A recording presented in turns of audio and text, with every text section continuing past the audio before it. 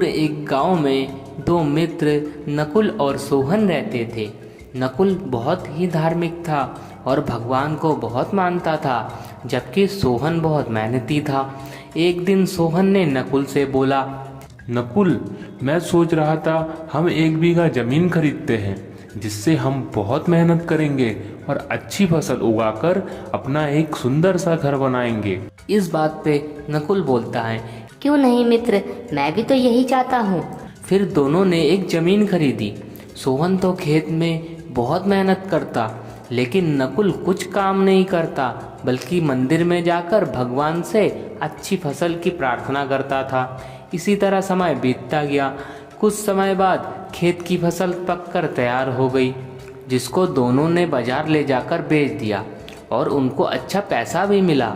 घर आकर सोहन ने नकुल को कहा, इस धन का तो ज़्यादा हिस्सा मुझे मिलेगा, क्योंकि मैंने खेत में बहुत ज़्यादा मेहनत की है। यह बात सुनकर नकुल बोला, नहीं, धन का ज़्यादा हिस्सा तुम्हें नहीं, मुझे मिलना चाहिए, क्योंकि मैंने भगवान से इसकी प्रार्थना की, तभी हमको अच्छी फसल हुई। भगवान के बिना कुछ संभव नहीं है। जब वह दोनों इस बात को आपस में नहीं सुलझा सके, तो धन के बंटवारे के लिए दोनों के गांव के मुखिया के पास पहुंचे। मुखिया ने दोनों की सारी बातों को सुनकर उन दोनों को एक एक बोरा चावल का दिया, जिसमें कंकड़ मिले हुए थे। फिर मुखिया कहता है, कल सुबह तुम दोनों को इसमें से चावल और कंकड़ अलग अलग करके लाने हैं, तब मैं निर्णय करूंगा कि इस धन का ज़्यादा हिस्सा किसे मिलेगा। दोनों चावल की बोरी को लेकर अपने घर ले गए। सोहन ने रात भर जागकर चावल और कंकड़ को अलग किया, लेकिन नकुल चावल की बोरी को लेकर सीधा मंदिर चला गया और भगवान से चावल में से कंकड़ अलग करने की प्रार्थना करने लगा।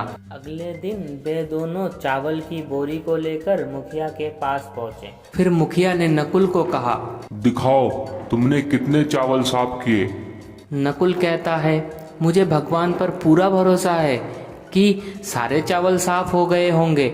जब बोरी को खोला तो चावल और कंकड़ वैसे के वैसे ही थे। मुखिया ने नकुल को कहा, भगवान भी तभी सहायता करते हैं जब तुम मेहनत करते हो।